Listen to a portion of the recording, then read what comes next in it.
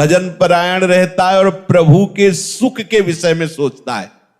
चलो उतनी ऊंची स्थिति नहीं तो इतनी बात मान लेते हैं, प्रभु के आश्रित होकर निरंतर भजन परायणता।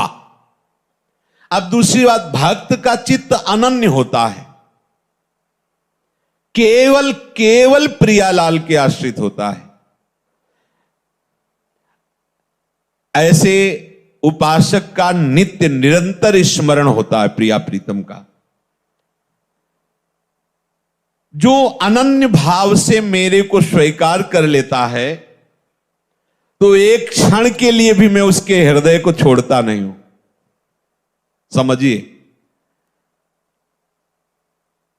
जब प्रभु मुझे पकड़ लेंगे तब कैसा आनंद होगा। अभी तो हम प्रभु के नाम रूप को पकड़ने की चेष्टा करते हैं, तब इतनी हिम्मत आ गई कि संसार के भोगों को ठुकरा कर, संसार के संबंधों की परवाह न करके आगे बढ़ रहे हो। जब आप अनन्य चित्त हो जाओगे, तो यहां कह रहे जो अनन्य हो गया है तो प्रभु एक क्षण के लिए भी उसके हृदय को नहीं छोड़ते, तो उसके हृदय में अपार आनंद, अखिल आनंद, अनंत आनंद स्फुरित हो जाता है। अब उसे कोई गिरा नहीं सकता। तीसरी बात, वो उपासक सब में अपने प्रभु का निवास स्थान देखता है। सब में प्रभु विराजमान है। समस्त जगत मेरे प्रभु का मूर्तिमान स्वरूप है। कैसा आनंद आता है उस उपासक के हृदय में जो सब में अपने प्रभु को देखता है। नाच उठता है हृदय। ये जब तक राग द्वेष है, लड़ाई झगड़ा है, अपना पराया, अच्छा बुरा, यही तो संसार है, यही तो माया है।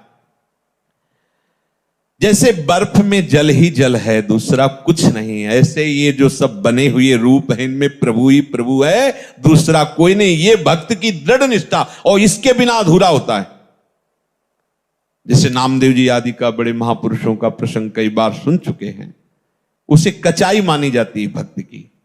देखो निकुंज उपासना में इसकी क्या आवश्यकता है, तो ये क्रूरापि पापिनो न च सताम संभास, ऐसा मत समझो कि ये सिद्धांत निकुंज उपासना में जरूरत नहीं है।